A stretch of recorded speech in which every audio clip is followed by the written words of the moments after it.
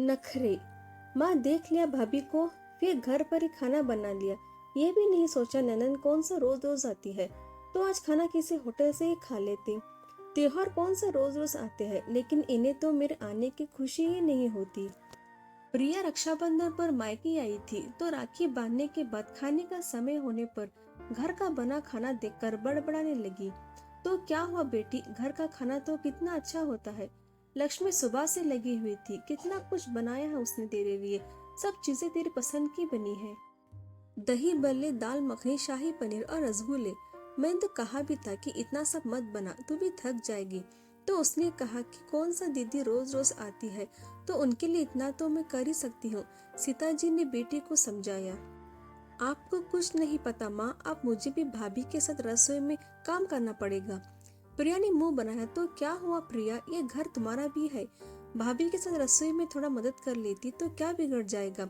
वैसे भी तुम्हें बहन होने के नाते तुम्हें भी समझना चाहिए कि तुम्हारा भाई का हाथ थोड़ा हल्का है। फिर भी वो दोनों तुम्हारे मान सम्मान में कोई कमी नहीं रखते। तुम जब भी मायके आती हो, लक्ष्मी को बात बात में सुनाने से नहीं चुकती कि यह घर तुम्हारा भी है।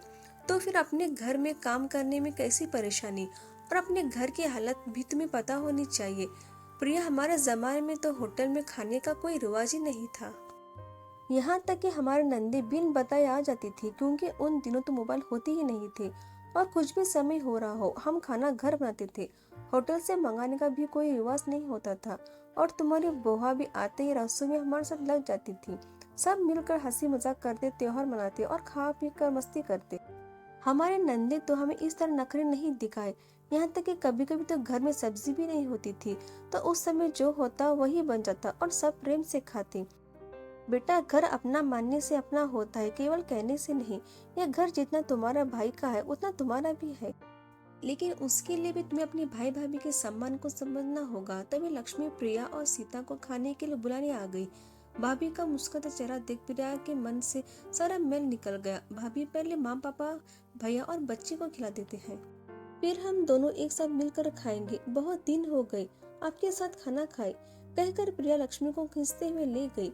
लक्ष्मी अभी तक सोच रही थी, आज ननंद रानी को क्या हुआ। सच रक्षाबंधन तो उनके रिश्ते को क्या हुआ। सच रक्षाबंधन तो उनके रिश्ते में नई मजबूती लेकर आया था। इस रक्षाबंधन उसे इतनी खूबसूरत सरप्राइज मिलेगा, उसने सोचा भी ना था। लक्ष्मी की आंखें नम हो गई थी। उसने सीता जी की तरफ देखा तो उन्होंने मुस्कुराकर सिर हिला दिया। आशा करते हैं दोस्तों आपको स्टोरी पसंद है, तो प्लीज सब्सक्राइब और लाइक करेगा। धन्यवाद दोस्तों।